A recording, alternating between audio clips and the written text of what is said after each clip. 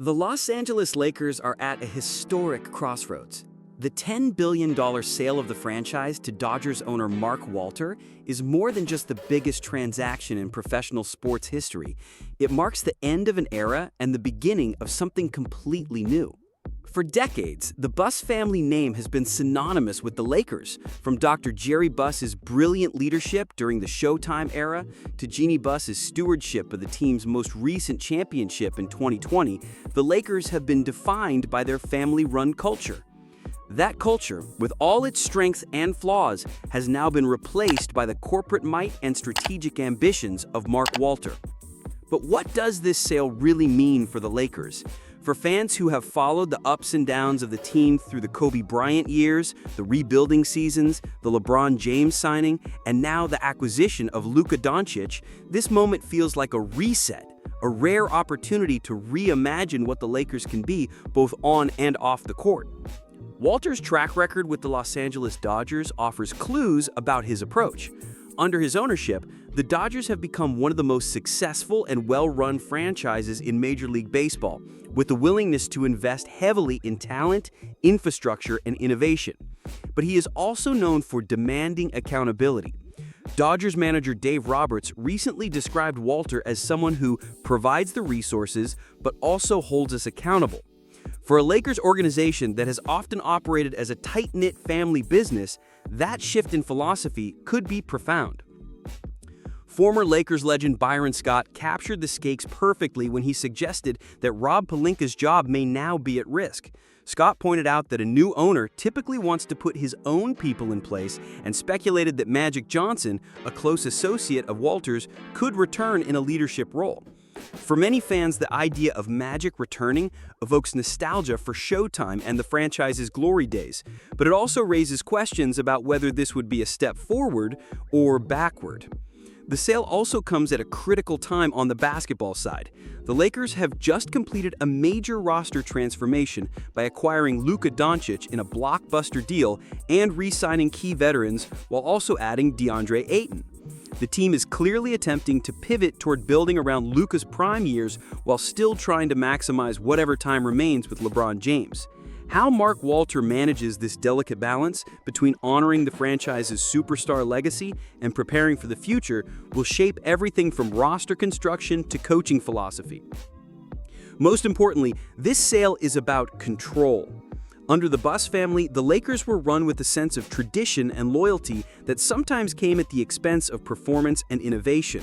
With Mark Walter, the question becomes, will he modernize the franchise without losing its soul? Will he embrace the analytical revolution sweeping the NBA while respecting the intangibles that have always defined championship teams? For Lakers fans, this moment should feel both exciting and unsettling. Exciting because new ownership can bring new ideas, new energy, and a renewed focus on excellence. Unsettling because with change comes uncertainty, and no one knows exactly how Walter will reshape the leadership structure or what it will mean for key figures like Rob Pelinka, Magic Johnson, and even LeBron James. This is not just a transition of power. It's the dawn of a new era for one of the most iconic brands in sports. The next chapter for the Lakers begins now, and every decision made in the front office will send a message to Lakers Nation and the entire league about who this franchise intends to be in the years to come. Mark Walter's acquisition of the Los Angeles Lakers is not just a transaction.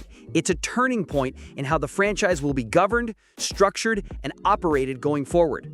The $10 billion purchase, a record in professional sports history, signals a new era of ownership, one with different expectations and likely a different approach to leadership than what the organization experienced under the Buss family stewardship.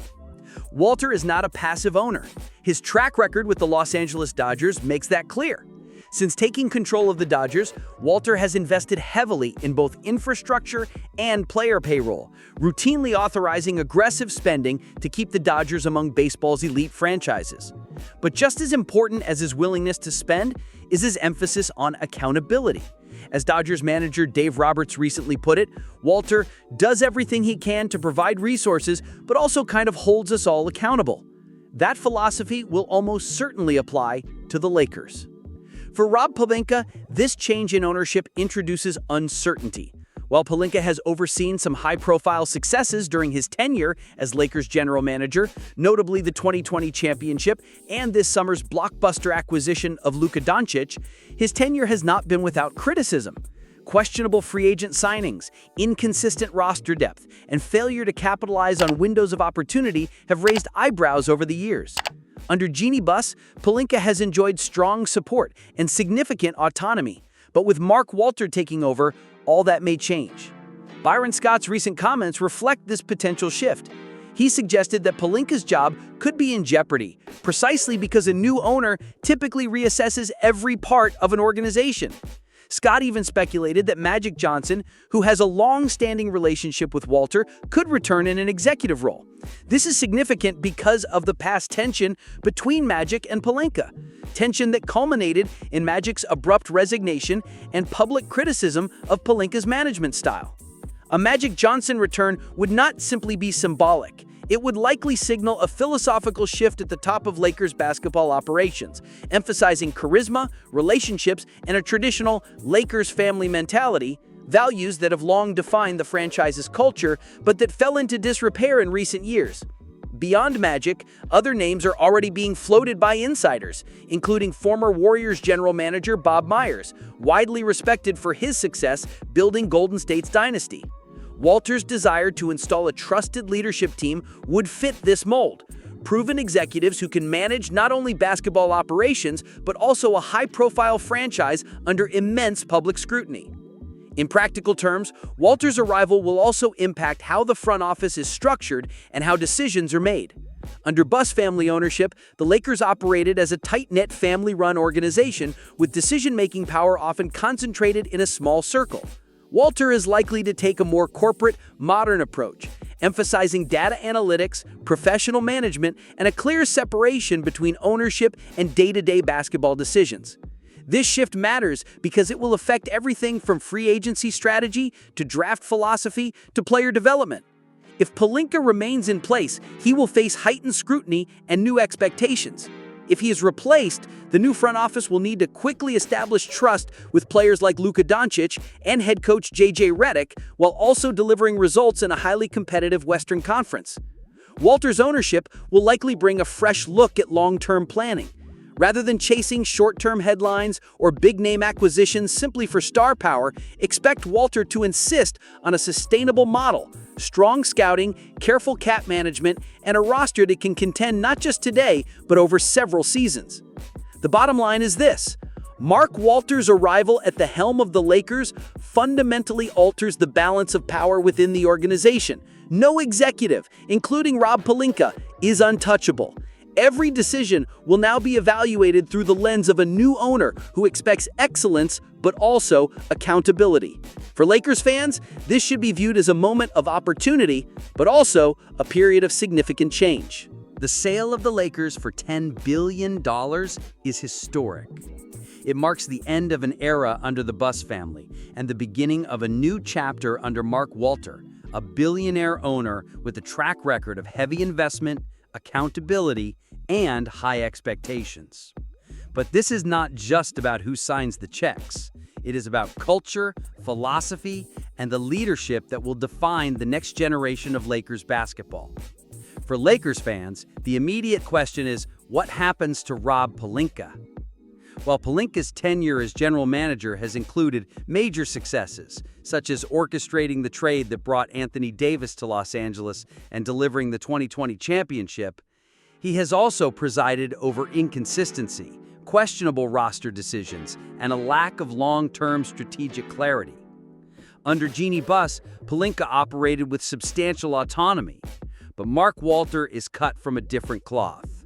Walter is known for running his organizations with a sharp eye for detail and a willingness to make difficult decisions quickly.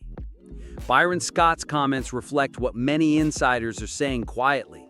Pelinka's seat is getting hotter. The speculation that Magic Johnson could return to the front office is not just nostalgia. It reflects the kind of shakeup Walter might pursue to bring credibility, charisma, and a fresh sense of leadership to the franchise.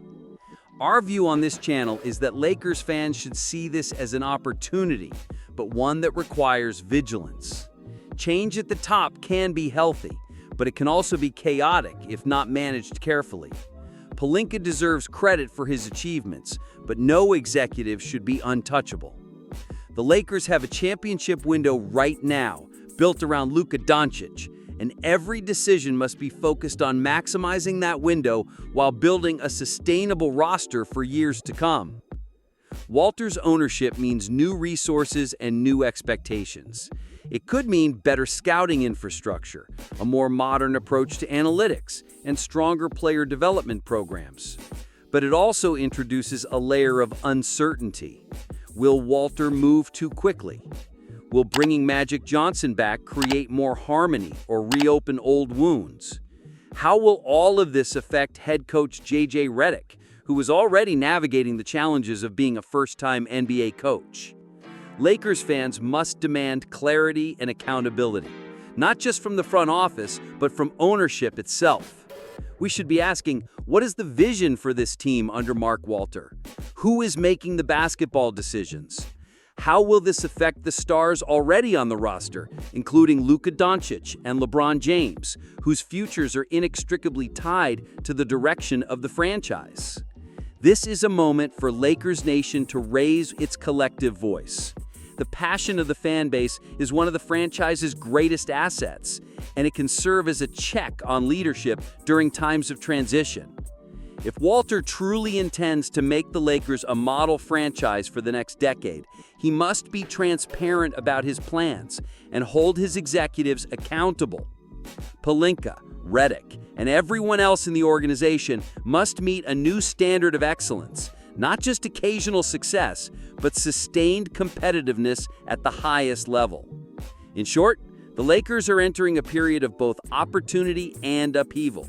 The sale sets the stage for a generational transformation, but whether that transformation leads to more banners in the rafters will depend on the leadership decisions made in the next 12 to 18 months. Lakers fans should be watching closely, speaking up, and holding this new era to the championship standard this franchise demands.